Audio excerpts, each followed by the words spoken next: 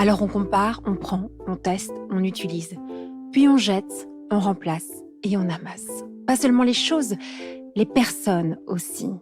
Nos relations amoureuses et sexuelles sont à l'image de la société de consommation dans laquelle nous avons grandi. Pourtant, nous voulons être aimés. Être aimés durablement, être aimés pour ce que nous sommes. C'est notre désir le plus profond. Alors pourquoi y renoncer puisque c'est possible de le réaliser? Je suis Thérèse, la cofondatrice de SEM, et vous écoutez Love Care, le podcast de l'amour durable. Elle aime les autres, elle aime rire, elle aime partager, elle aime les couleurs, cuisiner, découvrir ce qu'elle ne connaît pas encore. Elle aime la nature, l'harmonie et la beauté. Elle aime les saisons et elle aime ses proches infiniment. Bonjour Marion. Bonjour Thérèse. Je suis ravie de te rencontrer dans le cadre de ce podcast de SEM Love Care. Tu viens d'écrire un nouveau livre, édité chez Erol, Créer un climat relationnel sécurisant au travail. Et là, on peut se demander, mais qu'est-ce que un titre pareil et un sujet pareil vient faire dans le podcast de SEM Love Care? Vous le savez, nous, ce qui nous intéresse, c'est de travailler sur la qualité de nos relations humaines, nos relations d'amour. Et toi, tu vas aussi appliquer toute cette philosophie de la relation au monde du travail. Et je voulais profiter de la sortie de ton livre pour que tu nous en dises davantage sur comment faire le lien entre nos relations en général et nos relations au travail. On va un peu explorer ça ensemble pendant ce podcast. Mais peut-être avant de commencer, est-ce que tu pourrais te présenter, Marion ? Alors, écoute, au niveau du parcours professionnel, en fait, moi je suis juriste de formation. J'ai travaillé dans le monde associatif puis en entreprise pendant toute la première partie de ma carrière, jusqu'à être responsable de service, avoir une équipe de plus de 30 personnes. Et puis parallèlement, j'ai eu une vie où j'ai vécu un divorce, et puis j'ai eu la chance de rencontrer aussi mon mari actuel. J'ai eu la chance de rencontrer mes deux maris, de toute façon. Mais avec mon mari actuel, on s'est mis en chemin. On s'est dit que comme on avait connu un divorce chacun, si on recommençait quelque chose ensemble, on avait envie de mettre du soin pour éviter au maximum de reproduire, même si rien n'est parfait pour autant, mais de reproduire certaines choses. Donc on a vraiment pris le temps de travailler sur nous et sur notre couple, et on a participé à plusieurs formations pour couple. Et lors d'une de ces formations, on a découvert, donc en couple, la méthode Imago, qui est une méthode qui est à l'origine pour les couples. Et nous, on a vraiment eu dans notre vie un avant, un après. Donc on est allé faire un stage ensemble. Et de là, je me suis dit, mais je veux faire ma vie autour de ça. Alors la méthode Imago, si vous suivez les podcasts de SEM Love Care, vous avez déjà entendu parler de cette méthode avec Claude Parisot, mais aussi avec Florentine Dolois-Wang, qui nous en parle beaucoup. Mais est-ce que tu pourrais nous expliquer toi, ce qui t'a interpellé ou ce qui t'a attiré dans cette méthode Imago? Alors, dans un premier temps, c'était pas du tout quelque chose d'intellectuel, c'est quelque chose que j'ai vécu. Et moi, en fait, c'est ça qui m'importe dans la vie, c'est de partir de ce que j'expérimente, de ce que je vis, et après, je mets l'intellect. Et ce que j'ai vécu, c'est de voir mon mari dans son monde, dans son histoire, plutôt que de voir ce qui était blessé en moi quand quelque chose n'allait pas entre nous. Et de comprendre que ce qu'il faisait, ce qu'il disait n'était pas orienté contre moi, mais simplement le résultat de son histoire et de ses blessures. Et ça a été, pour nous, je peux me permettre de parler aussi à sa place là-dessus, parce que je sais qu'il le dit, ça a été pour nous une révélation. C'est-à-dire que ce qui me blesse chez toi c'est pas toi le problème, c'est l'occasion d'aller voir qu'est-ce qui fait que d'abord tu réagis comme ça, et qu'est-ce qui fait que pour moi c'est blessant. Et c'est ce pont, en fait, entre le monde de l'autre et mon monde à moi, qui pour moi, ça a été une révélation dans ma vie de couple, mais dans ma vie tout court. Et donc, tu as expérimenté cela. Et après le stage, tu as décidé de te former. Comment ça s'est passé ? Et après le stage, donc je savais que je voulais me former à ça. La seule chose que je connaissais, c'était les thérapeutes Imago. Puisqu'en Imago, on a des thérapeutes et on a des facilitateurs. C'est pas la même chose. J'ai voulu me former à la thérapie. J'étais toujours dans le monde de l'entreprise à ce moment-là. Et on m'a dit que je pouvais pas me former à la thérapie puisque j'avais pas fait de psychopatho. Enfin, moi, j'étais juriste de formation. Et on m'a orientée vers la formation de facilitateur, qui au départ a été un peu une déception pour moi. Et je suis allée me former à Genève, parce que la seule formation francophone à l'époque, en tout cas en Europe, c'était à Genève. J'ai été formée par Antoinette Liechti-Macaron. Et ça a été une année de formation, mais ça a été une année de travail sur moi incroyable, d'apaisement intérieur. Et il se trouve que parallèlement, je suis arrivée à un point de ma vie professionnelle où j'ai fait un burn-out. Et ce qui m'a vraiment... Je savais qu'à un moment ou à un autre, j'allais transformer ma carrière professionnelle, mais ça a précipité les choses. Et donc, j'ai fait le choix, une fois que j'ai été formée à la facilitation, de quitter l'entreprise et d'en faire mon métier à part entière de la facilitation relationnelle. Est-ce que tu peux nous expliquer ce que c'est être facilitateur par rapport à être thérapeute ? Ouais. La différence, ce serait quoi ? Ouais. La différence, c'est que quand il y a un traumatisme ou une blessure, bien sûr qu'elle peut aussi ressortir, mais elle ressort de toute façon quand il y a des tensions dans une relation, c'est qu'il y a quelque chose qui est blessé. Hein. Moi, je vais aller accompagner, ou les facilitateurs vont aller accompagner sur tout le niveau cognitif. Qu'est-ce qui se passe quand je vis ces choses-là ? Qu'est-ce qui réagit en moi ? Qu'est-ce qui se bloque ? Quel est le costume de survie, on dit, qui n'est pas vraiment moi. Souvent, on se dit, j'ai une réaction, mais c'est pas moi. Voilà. Donc, on va travailler sur toutes ces choses-là, mettre de la clarté sur ce qui se vit pour nous et sur ce qui se vit pour l'autre. La différence avec les thérapeutes, c'est que s'il y a quelque chose de l'ordre d'un traumatisme qui demande du soin, qui demande d'aller être guéri, qui demande du coup des compétences que je n'ai pas et que nous n'avons pas en tant que facilitateurs, à ce moment-là, ça c'est quelque chose qui relève du domaine des thérapeutes. Et moi, il m'arrive souvent, dans ces cas-là, d'orienter les personnes, et je trouve que c'est notre première responsabilité, parce que face à nous, on est des êtres humains et qu'on ne joue pas avec l'humain, donc vers quelqu'un qui a les compétences pour ça.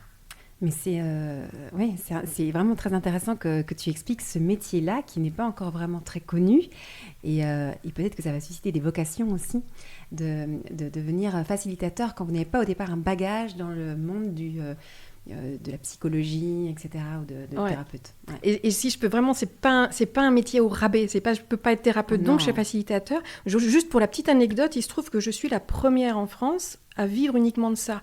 Alors je ne sais pas si on m'a pas bien expliqué ou si j'ai pas voulu comprendre quand j'ai fait cette formation. Moi, j'étais partie pour en faire mon métier et on m'a dit, en fait, c'est la facilitation, c'est souvent une corde de plus à notre arc.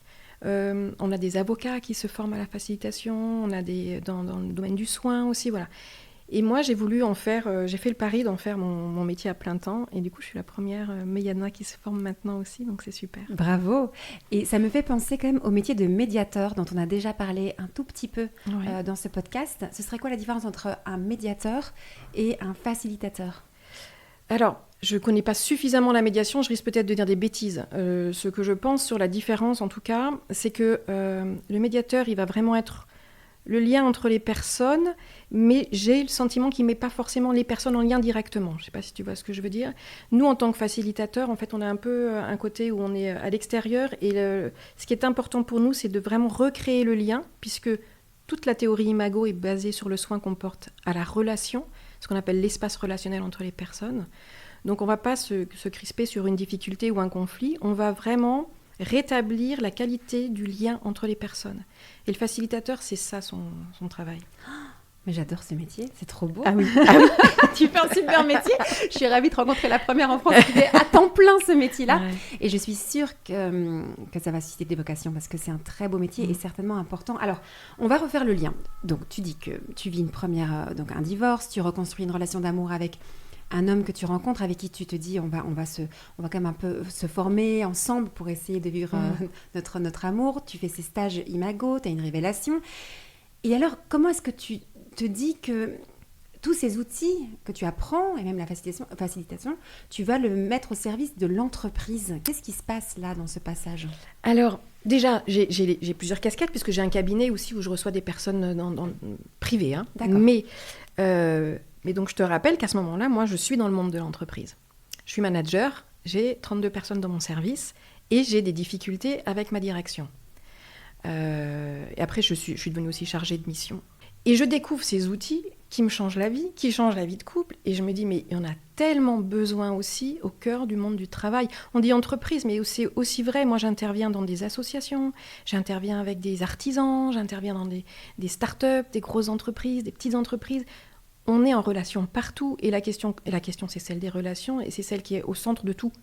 Et je me disais, mais il y a tellement besoin de ça, là, dans ce monde du travail qui est en changement profond de paradigme en ce moment, et énormément aussi avec tout ce qui s'est passé par la pandémie, où on change complètement la vision du travail, et qui est un monde qui est en souffrance, et qui est un monde qui est en perte de sens.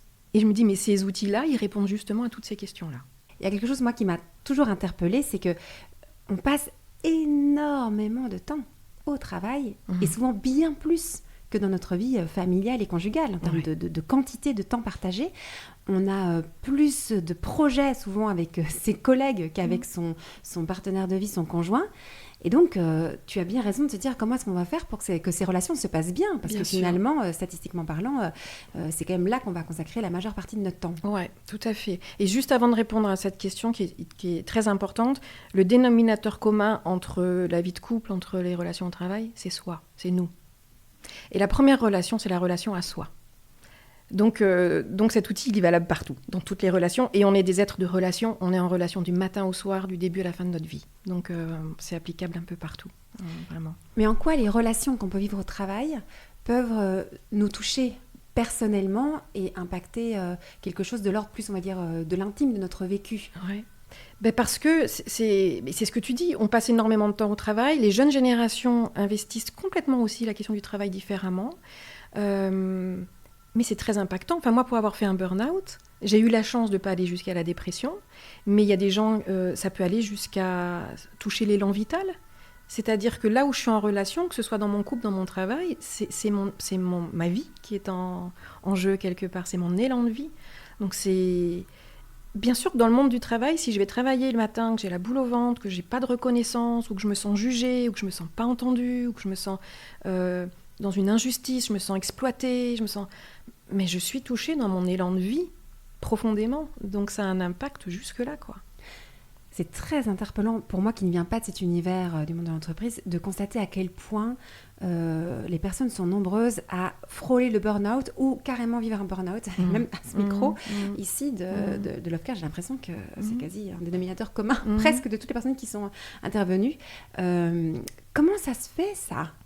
Parce que moi, je trouve ça assez interpellant que cet univers du travail peut conduire à une telle dépréciation de soi au final et casser cette énergie. Comment c'est possible ? Alors, moi, j'ai identifié plusieurs clés, il y en a certainement d'autres. Je pense, ce qui me vient là, il y en a deux qui me viennent tout de suite. C'est la question de la reconnaissance. Ça, c'est la première. Est-ce que je me sens reconnue ? Est-ce que je me sens... Parce que si je me sens reconnue, je me sens exister. Si je me sens pas reconnue, je me sens inutile, je me sens... et puis, ce sentiment aussi peut être d'injustice. Et là, ça vient retoucher des blessures aussi de notre enfance. Oui, parce que je t'interromps tout de suite. Est-ce que c'est vraiment le rôle de notre boss de nous apporter, de répondre à ce besoin de reconnaissance ? Je veux dire, c'est un truc que tu dois régler avec ton père, avec ta mère, avec ton conjoint. Mais qu'est-ce que nos collègues viennent faire là-dedans ? Mais c'est hyper important. Moi, il m'arrive d'aller voir, parce que quand j'interviens en entreprise, je fais d'abord toujours, bien sûr, des premiers rendez-vous avec les personnes qui me mandatent, et puis la hiérarchie. Et il m'arrive d'entendre assez fréquemment, alors cette personne, ça pose problème, cette personne-là, ça va pas. Bon, elle, il n'y a rien à dire, c'est parfait.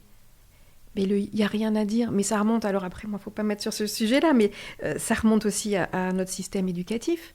On dit que quand ça va pas, on dit que quand c'est faux. Mais on a besoin d'être nourri aussi, qu'on nous dise que ça va. Et au travail, la deuxième clé dont je voulais te parler, c'est la question du sens, qui est éminemment importante, et encore plus depuis justement le Covid. Et si on ne dit jamais que ça va, ça ne nourrit pas non plus la question du sens que je suis là et j'apporte aussi quelque chose. Donc la question de la reconnaissance, elle est fondamentale au travail, et au travail ou dans le couple ou dans toutes nos relations. Parce que si j'ai de la reconnaissance, j'ai une qualité, j'apporte quelque chose. Et donc, ça me motive à rester dans la relation. Marion, je suis obligée de te le dire, parce que moi, je le vois tous les jours en consultation en tant que thérapeute de couple et sexologue, c'est que quand je ressens de la reconnaissance de la part de mon collègue, bien plus que je n'en ressens de la part de mon mari, je vais tomber amoureuse de mon collègue, parce que je me dis que je suis beaucoup plus vivante et heureuse à ses côtés qu'avec mon mari qui, lui, me délaisse ou ne me regarde pas. Donc finalement, si je veux répondre à ce besoin de reconnaissance et que il se passe au travail, est-ce que ça ne vient pas déstabiliser considérablement nos relations d'amour dans notre sphère plus privée ? Moi, je le vois tous les jours dans mon cabinet, c'est-à-dire que j'ai quasi que des histoires d'infidélité ou presque, et c'est toujours avec un collègue, ou une collègue. C'est rarement avec l'ami au coin de la rue. Donc, tu vois, moi, ça m'interpelle un peu ça. Est-ce que c'est normal de chercher cette reconnaissance au travail ? Est-ce que ça ne doit pas se faire dans la sphère privée ? Enfin, je ne sais pas, mais moi, je trouve ça un petit peu compliqué, cette affaire. Ouais. Je pense que ce n'est pas une question que ce soit normal ou pas, c'est que c'est vital, le besoin de reconnaissance, et il s'exprime là où on est. Bien sûr, ça peut être un piège, j'entends très bien ce que tu dis là. Dans ces cas-là, moi, ce que j'ai envie de dire, c'est la question, c'est qu'est-ce qui fait que je ne vais pas essayer de retrouver cette reconnaissance avec mon mari ? Est-ce qu'il y a quelque chose que je peux faire toujours, la première chose, c'est mettre de la clarté en soi. Et c'est là c'est là que l'outil Imago, c'est un des endroits où c'est très puissant et c'est magnifique. Et puis, qu'est-ce qui fait que je manque de reconnaissance de la part de mon mari en ce moment ? De quoi j'aurais besoin ? Est-ce que j'aurais besoin de rétablir ça au niveau de mon mari ? Est-ce que j'en manque parce que je le cherche plus et que c'est plus ce qu'il me faut aujourd'hui ? Et à ce moment-là, mon besoin, ce serait d'être au clair là-dessus, et pourquoi pas ? Et puis, c'est toujours cette question de clarté et de quel est mon besoin aujourd'hui ? Si j'ai de la reconnaissance de la part de mon collègue, de mon supérieur, et que je vois que ça se transforme en autre chose, qu'est-ce qui se passe en moi ? Qu'est-ce que ça vient toucher en moi et en plein et en creux ? Qu'est-ce que ça vient nourrir de quelque chose qui est déjà là, que j'aime et qui me fait du bien ? Et qu'est-ce que ça vient combler de ce qui n'existe plus ? Et est-ce qu'il y a moyen de le combler autrement ? Enfin, c'est toute cette question de mettre la conscience sur ce que je vis, pourquoi je le vis, de quoi j'ai envie de vivre. Et puis après, tout un travail aussi d'arriver, parce que je trouve qu'on est dans un moment qui n'est pas facile du tout à ce niveau-là, à faire la part des choses entre le personnel et le professionnel. Moi j'interviens beaucoup avec mes clients entre le factuel et l'émotionnel, et que parfois on est dans un espèce de truc où on mélange tout et on est perdu, et on peut aller dans des choses... Après, on est des adultes libres et conscients. Je veux dire, si ce qu'on veut, c'est vivre une relation avec notre collègue, j'ai pas à juger ça, mais de vivre les choses en conscience, c'est ça la question. Ouais, c'est très intéressant ce que tu nous partages là, vivre les choses en conscience, nommer la clarté, y compris dans le domaine du travail, parce que parfois on peut commencer à le faire dans sa vie personnelle. Quand même, le développement personnel a quand même révolutionné un petit peu notre façon de vivre pour beaucoup d'entre nous. On commence à mettre un peu de la conscience dans notre vie de femme ou d'homme au quotidien avec nos proches. Mais ce qui est intéressant, c'est que toi, tu nous invites à aller encore plus loin et d'avoir cette clarté dans nos relations au travail. Donc ça, c'est une chose importante. Mais tu parles de cette confusion entre la sphère privée et professionnelle. On le voit aussi avec évidemment l'arrivée des smartphones, où on a en permanence ces emails ou ces messages à toute heure du jour et de la nuit. Donc il n'y a plus vraiment de frontières. Ça peut aussi venir le week-end. Donc on est combien à vivre avec des conjoints qui sont toujours avec leur portable et toujours en train de travailler. Enfin, je fais partie de ces conjoints-là qui suis toujours en train de travailler et il n'y a pas jamais de pause. Donc là aussi... et peut-être que ça joue aussi peut-être dans l'histoire de burn-out, non ? Le fait qu'il n'y ait pas de limite. Ah oui, bien sûr. Mais il y a même des lois pour la déconnexion. Il y a le droit à la déconnexion. Ouais, c'est même l'obligation maintenant. Mais bien sûr qu'il y a ça qui joue beaucoup. Il y a aussi toute la question du télétravail qui est aussi beaucoup intervenue depuis la pandémie. Ça, s'il n'y a pas quelque chose qui... On est au cœur de chez soi dans la sphère privée en train de faire notre travail. Donc ça rajoute énormément de confusion aussi à cet endroit-là. Et c'est vrai que c'est très important d'arriver à, là encore, mettre le maximum de clarté. Et c'est pas facile. Et je suis la première à essayer vraiment de poser ce téléphone et cet ordinateur de temps en temps. C'est pas facile. Ouais. Et en plus de tout ce que tu partages là, alors c'est peut-être très parisien, mais tout cet univers de start-up, de jeunes entreprises où on travaille, on est collègues, mais on est aussi copains. On va boire des verres ensemble, on part au sport d'hiver ensemble, on se met des week-ends d'entreprise, etc. Il y a vraiment une sorte de mélange entre tu es à la fois mon collègue et à la fois mon meilleur ami. Là aussi, c'est difficile d'avoir des relations qui soient ajustées dès lors que on est un peu tout les uns pour les autres, quoi. Qu'est-ce que tu en penses de ça ? Mais c'est vrai, c'est très vrai. Et la génération qui arrive, moi j'ai des filles qui rentrent dans le monde du travail aujourd'hui. Donc est-ce qu'il y a une bonne ambiance dans cette entreprise ? Beaucoup plus que... la question du salaire, bien sûr, reste une question importante, mais c'est plus forcément la seule porte d'entrée. Et c'est une vraie question, d'où l'importance de cette clarté. Qu'est-ce que je suis en train de vivre là ? Qu'est-ce que j'ai envie de vivre aussi ? On peut aussi se dire et de toute façon, il y a beaucoup de choses qui se créent, nouvelles, dans la façon de travailler, d'envisager le travail et tout. Mais c'est toujours cette clarté. Ce qui amène la difficulté, pour moi, c'est la confusion. C'est le manque de clarté. Alors, comment on fait pour sortir de cette confusion ? Ou peut-être, est-ce que d'abord, attends, tu peux donner un exemple de quelle serait cette confusion ? C'est exactement ce que tu dis. C'est je travaille avec des collègues avec qui je vais prendre un pot après, avec qui on va aller s'entraîner pour courir le marathon de Paris parce que c'est super cohésion pour l'entreprise. Voilà, effectivement, c'est très poreux les frontières entre le personnel et le professionnel. Donc, alors, ça ne veut pas dire qu'il ne faut pas le faire, mais avoir conscience de... c'est plus difficile d'aller se positionner vraiment dans le professionnel quand il y a toutes ces frontières poreuses-là.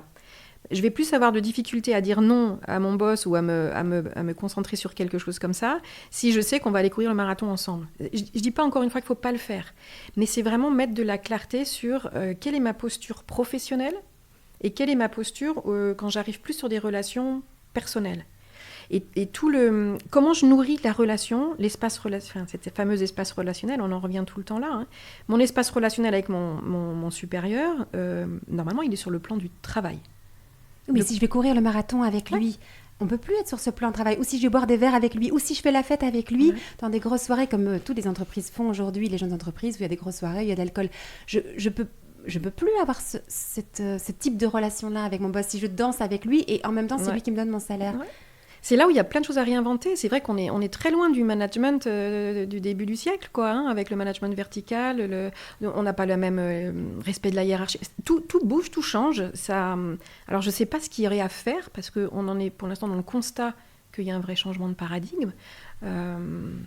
Après, moi, c'est vraiment, est-ce que ça me convient ? Est-ce que je suis à l'aise ? Est-ce que je suis libre ? Est-ce que je suis en sécurité ? C'est ça qui est intéressant dans ce que tu dis là. C'est est-ce que je suis à l'aise, que ça me convient, mais est-ce que je suis libre et je me sens en sécurité ? C'est ça. Et moi, ce que je trouve très interpellant dans l'échange qu'on a là, c'est que parfois, sous prétexte de ambiance hyper cool, au travail, on boit des coups, on sort, on va courir ensemble, on va faire au sport d'hiver, etc. Enfin, plein d'activités. On croit que c'est très sympathique, mais il peut justement avoir une atteinte à la liberté de l'autre à cause de cette confusion. Et donc créer un climat relationnel qui est insécurisant. Exactement. Quelle est la solution par rapport à ça ? Soit. Allez, raconte-nous ça, quoi, soit. Je recommence. Mais vas-y, on va y arriver. Qu'est-ce qui fait que je peux me sentir libre ou qu'est-ce qui fait que je me sens pas libre ? La liberté, c'est la chose la plus fondamentale.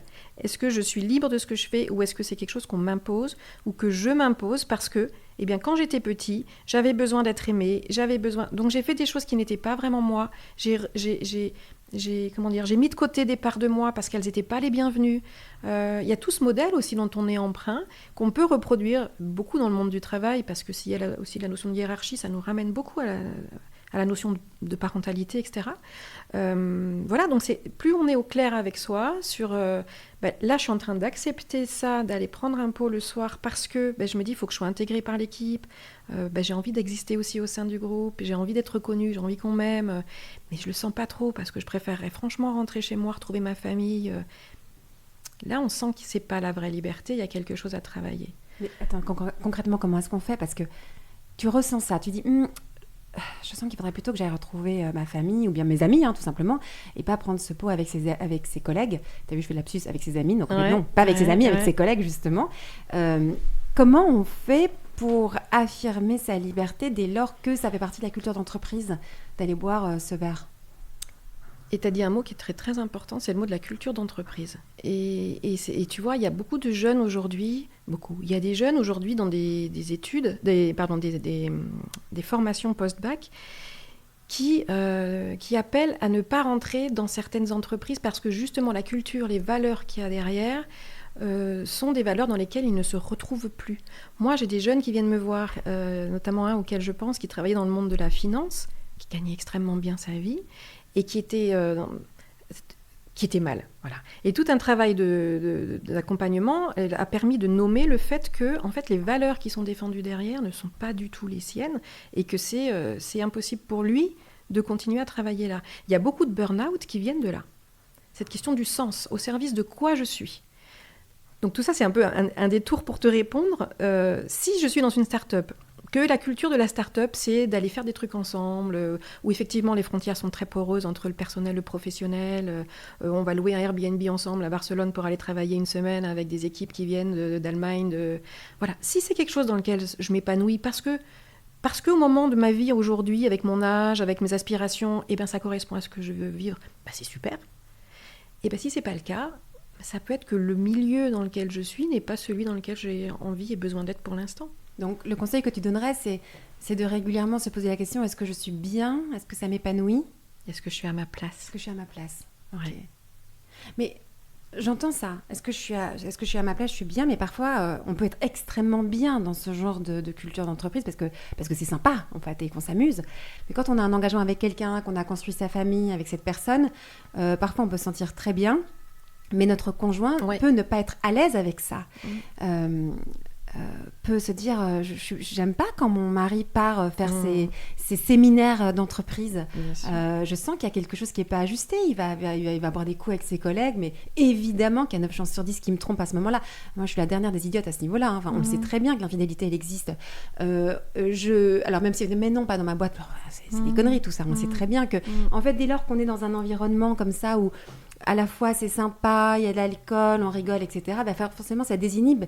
Et donc, le pas, il est facile à franchir. Bon, si notre conjoint, il est bien avec ça, on peut dire, bah, t'es bien, tout va bien. Mais si moi, en tant que partenaire de vie, en tant que conjoint, je ne suis pas bien avec la façon dont mon conjoint est dans ses relations de travail, je fais comment ? Mais là, c'est très important ce que tu dis. On revient vraiment sur le couple, pour le coup. Et sur la confiance au sein du couple, comment on a envie de vivre les choses. Tu parlais du développement personnel tout à l'heure. C'est un autre risque de couple qui explose beaucoup. On n'en parle pas beaucoup de ça. Mais quand un des deux se met en route et que l'autre, il reste, il n'a pas envie ou il n'a pas la possibilité de se mettre en route, bah, il peut y avoir des écarts tels qui font que le couple, au bout d'un moment, explose. Ce que tu dis là, c'est très vrai. Mais il y en a un qui est content de partir parce que séminaire, c'est joyeux, c'est festif, c'est corporate, et puis c'est son truc sur le moment. Et l'autre. Donc l'importance de nourrir, de toujours mettre au centre cet espace relationnel, de quoi on a besoin tous les deux dans notre espace relationnel de couple, qu'est-ce qu'on a envie de vivre, ce dont chacun a besoin. Et si nos besoins divergent à un moment donné, comment est-ce qu'on fait pour quand même garder suffisamment de sécurité au sein du couple pour que pour moi, quand tu pars en séminaire, ce soit pas infernal et que j'arrive même à me réjouir pour toi. Voilà. De quoi j'aurais besoin pour que, quand tu pars en séminaire, je me sente suffisamment en sécurité pour ne pas être mal. Donc là, on travaille sur la notion plus du couple. On n'est plus, y a le côté de clarté individuelle au niveau de la relation. Pour moi, est-ce que je suis à ma place ? Est-ce que ça correspond à mes valeurs, etc. Et là, tu amènes la dimension du couple. Et ça, c'est fondamental. Moi, je vois où je suis. C'est quelque chose qu'on fait beaucoup avec mon mari, où on est dans des rythmes de vie, parce qu'on a un écart d'âge et tout. Donc lui, il s'apprête à être à la retraite, là, moi, où je m'apprête à exploser dans mon travail. Donc voilà, on remet ça au centre tout le temps. Attention, risque de simplement plus être sur la même longueur d'onde, même si on s'aime très fort. Donc de quoi tu aurais besoin en ce moment ? De quoi moi j'aurais besoin ? Ok, on a des besoins qui divergent. Qu'est-ce qu'on met en place pour qu'on ait un espace relationnel suffisamment sécurisant pour qu'il y ait la confiance et pour que, quand il y a quelque chose qui ne va pas, on sache se le dire « Attends ». Et de la même façon, on peut voir aussi son conjoint, son partenaire de vie, s'épuiser au travail, frôler le burn-out. On voit qu'il est irritable avec nous, qu'il dort mal, qu'il a des pertes parfois de mémoire, etc. On voit qu'il ne va pas bien. Comment est-ce qu'on fait aussi quand on est comme ça, en fait, on est aux premières loges d'une situation qu'on voit dramatique qui se passe au travail, comment est-ce qu'on peut intervenir là-dessus ? Parce que je vois que c'est quand même une grande difficulté et qui est quand même très commune, mine de rien. Très. Ça, pour le coup, j'ai beaucoup de Et moi, là où j'ai un petit peu de colère, c'est que c'est un problème qui se passe au travail, qui n'a rien à voir avec nous, mais sur qui ça va retomber sur nous, en fait, sur la... Quand je dis sur nous, ça veut dire sur le conjoint, quoi. Parce que merci, tu t'es donné à fond au travail, tu as bossé comme un dingo, mais résultat des courses, tu n'as plus aucune énergie pour notre couple et notre famille. Tu finis par ne plus savoir te lever de ton lit. Et moi, en tant qu'épouse, ou moi, en tant qu'époux, je dois vivre avec ça pendant 1-2 ans, parfois, le temps de te rétablir. Enfin, c'est énorme. Là aussi, on voit comment un climat relationnel au travail non ajusté Oui. a des conséquences sur la vie privée. Bien sûr. Et beaucoup. Et beaucoup aujourd'hui, de plus en plus. Moi, j'accompagne des personnes qui sont dans ce cas-là, d'avoir leur conjoint. Tu sais quoi, je crois que tant que le conjoint, il n'a pas l'envie ou le besoin que ça change, on ne peut pas faire grand-chose. On ne peut pas faire grand-chose. C'est pas parce qu'on va lui dire il faut que tu fasses attention, il faut que tu t'arrêtes, attention, j'existe. C'est très compliqué. J'ai pas la réponse. Ce que je sais, c'est que les gens que j'accompagne qui sont dans ce cas-là, donc les conjoints de personnes en surmenage complet, je les aide beaucoup à prendre soin de leurs propres besoins, à les nommer, enfin à les identifier, à les nommer, à pouvoir les exprimer à leur conjoint sans être dans le reproche, parce que le conjoint qui est dans ce cas-là de surmenage, il voit qu'il n'y arrive pas. Il est déjà en général dans une mésestime de lui qui est hyper profonde. Si en plus il a les reproches à la maison de son conjoint, alors qu'il l'aime, mais qu'il voit que du coup il le rend malheureux, ça fait beaucoup. Et c'est, en tout cas dans ce que je constate, c'est pas ça qui l'aide à s'en sortir. Et qu'est-ce qui pourrait l'aider ? Comment est-ce qu'on fait ? C'est super. On voit l'autre qui est en train de sombrer à cause de son travail. Enfin, c'est pas à cause de son travail. À cause d'un rapport non ajusté à son travail. Ouais. Comment on fait ? Moi, en tout cas, j'ai pas trop su savoir faire. Tu es très bien placé pour savoir que plus on demande à quelqu'un de changer, moins il le fait. C'est de base, hein, c'est voilà. Ce qui fait qu'on va changer, c'est qu'on en a une grande envie. Surtout quand ça implique des changements importants. Hein. C'est que j'en ai vraiment envie ou c'est que j'ai vraiment intérêt à ce que ça change. S'il n'y a pas ces deux notions-là, je ne sais pas comment on peut faire en sorte que quelqu'un change. Et c'est une vraie question parce que... et là, je pense très fort à une cliente que j'accompagne en ce moment qui est dans cette situation. Et je ne saurais pas te dire qu'est-ce qui fait que la personne... malheureusement, parfois, le corps a la sagesse de lâcher de manière pas trop grave. Moi, c'est ce que j'ai eu la chance d'avoir dans mon burn-out, c'est qu'un jour, j'ai plus pu me lever parce que ma tête, elle continuait à dire « Mais non, ça va aller. » Je pleurais tout le temps. Mes filles et mon mari me disaient « Mais on ne te reconnaît pas, fais quelque chose. » J'ai eu la chance que mon corps lâche de manière pas grave. C'est juste que j'ai plus pu me lever. Mais voilà, il y en a qui vont devoir avoir des maladies ou se casser quelque chose, ou j'en sais rien. Mais c'est très compliqué de sortir de là. Et je pense que ces personnes-là, si elles peuvent, alors pour le coup, aller voir un thérapeute ou quelqu'un qui les accompagne, là je parle des personnes en surmenage qui ne savent plus comment faire, ça vaut la peine de se faire accompagner, vraiment. Mais là encore, il faut en avoir l'espace. Moi, le jour où j'ai plus pu me lever, j'ai un ami médecin, je lui ai envoyé un texto en disant « Là, je pense que j'ai besoin d'aide. » Et il m'a répondu « Bravo » en majuscule. Ça faisait des mois qu'il me disait « Il faut que tu prennes soin de toi. » Mais j'étais dans un tel... Quand on est dans ces moments-là de surmenage, on est tellement en difficulté que, je sais pas, on a certainement tendu des cordes pour que je sorte du trou et je les voyais pas, quoi. Donc, interroger la qualité de nos relations au travail. Tu dis de mettre vraiment un climat relationnel sécurisant au travail.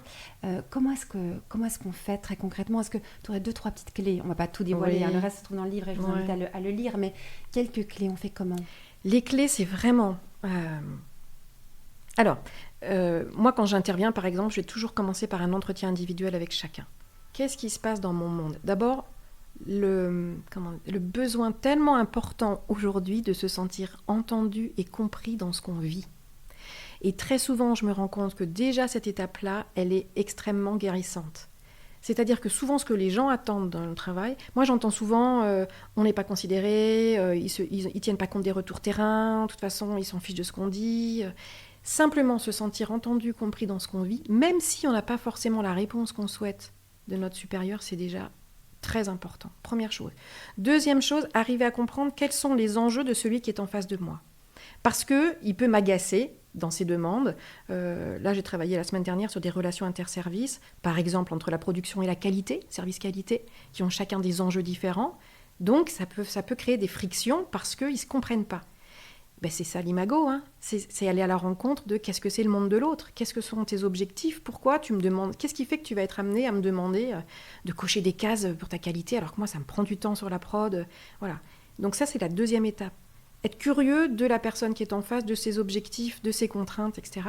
Et la troisième étape, c'est comment on fait pour travailler ensemble avec ces différences d'objectifs. Et alors là, c'est vraiment aider les personnes à trouver elles-mêmes, moi j'arrive jamais avec une solution, à trouver elles-mêmes leur propre solution, parce que c'est celle qui sera la bonne et qui sera pérenne.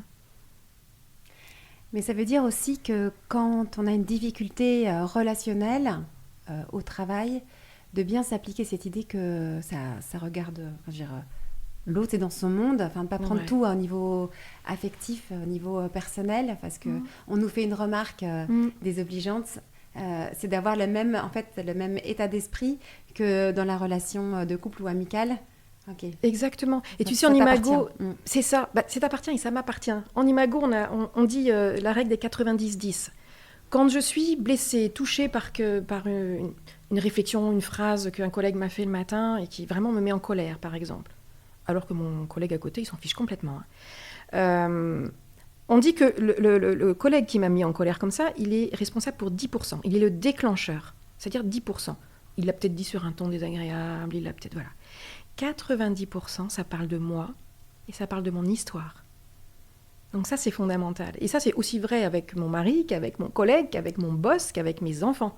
La personne en face qui me met dans un état comme ça, elle y est que pour 10%. Et ça ne veut pas dire qu'il faut se battre sa coulpe en disant ça ne va pas, je ne devrais pas réagir comme ça. Non, c'est l'occasion d'aller voir qu'est-ce qui en moi est blessé et du coup de quoi j'aurais besoin.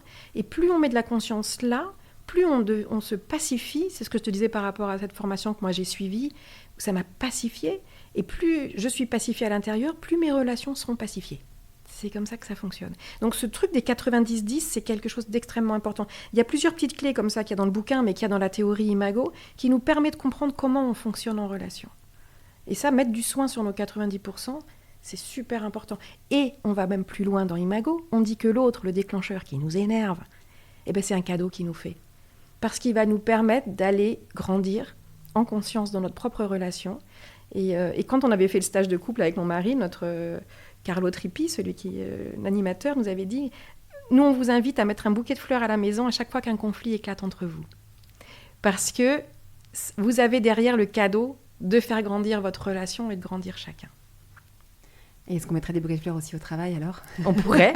On va fleurir. Des capsules de café. Ouais, c'est ça. En se disant que les conflits aussi, dans cette sphère-là, cette sphère professionnelle, sont aussi des cadeaux pour grandir. C'est ça que tu nous annonces aujourd'hui. C'est ça, et c'est toute l'intention de ce bouquin, c'est ça, c'est d'arriver à faire ça. C'est-à-dire de mettre suffisamment de sécurité dans les relations au travail, dans l'espace relationnel d'une équipe, de deux collègues, d'un collaborateur et de son N+1, pour que la communication puisse venir. Si je ne me sens pas en sécurité dans ma relation, je ne vais pas dire les choses. Je vais être en réaction, soit en réaction de colère, et je peux, on connaît des gens qui claquent les portes, qui portent plainte, voilà, ça c'est des réactions de colère, soit en réaction ou au contraire je vais m'isoler, donc je vais plus sortir de mon bureau, voilà, mais je suis dans la réactivité. Et si on prend soin de la relation et qu'on met de la sécurité, ça va permettre, c'est ça que ça fait, c'est que ça permet la communication sur ce qui va, comme on disait tout à l'heure, on revient au pouvoir dire aussi ce qui va, je te remercie pour, ça m'a permis ça c'est fondamental. Et puis aussi pouvoir dire sans crainte ce qui est difficile. Et quand je dis ce qui est difficile, ce dont j'aurais besoin pour que ce ne soit moins difficile, et là je vais encore un peu plus loin, c'est qu'est-ce que moi je peux faire par rapport à mon besoin, et après enfin, et qu'est-ce que toi ou vous pouvez faire pour m'aider. Pour terminer, Marion, s'il y avait une chose que tu avais voulu entendre bien plus tôt et que tu as comprise ces dernières années, ce serait quoi par rapport à justement ces relations au travail et que tu voudrais transmettre à celles et ceux qui nous écoutent? Ces relations tout court, moi je pense vraiment on en revient là. Juste, j'ajoute aussi on peut aussi se former à la facilitation Imago. Ça fait aussi partie des formations qu'on peut faire. Ce que j'aurais aimé entendre, comprendre, parce que je l'ai peut-être entendu et que je ne l'ai pas compris aussi, c'est possible, c'est que ce qui me blesse ou ce qui me dérange chez l'autre est l'occasion de comprendre ce qui a besoin de grandir en moi. Et c'est beaucoup plus qu'un outil, c'est une posture. Et c'est une posture qui est valable dans toutes nos relations et qui, pour moi, c'est un levier d'une puissance incroyable. C'est-à-dire que plutôt qu'être dans l'opposition, j'ai raison, l'autre a tort, qu'est-ce que l'autre vient me dire de moi ? Voilà. Merci Marion. Merci beaucoup, Merci. Thérèse. J'espère à bientôt. C'est des choses qui mériteraient d'être approfondies. Merci beaucoup pour ton travail, pour ce que tu fais, pour ce que Merci. tu nous offres. Merci pour ce livre et pour tout ce que tu apportes là au monde. C'est trop bien. Heureusement que tu existes. C'est trop chouette. Merci beaucoup Marion. Au revoir. Au revoir. Si vous désirez l'amour durable, retrouvez toutes les propositions de SEM sur notre site internet sem.co et sur nos réseaux sociaux Instagram et Facebook. Si vous êtes un professionnel du love care, rejoignez la communauté SEM. Et pour semer avec nous cette vision de l'amour, mettez un avis ou 5 étoiles sur votre plateforme d'écoute pour soutenir ce podcast.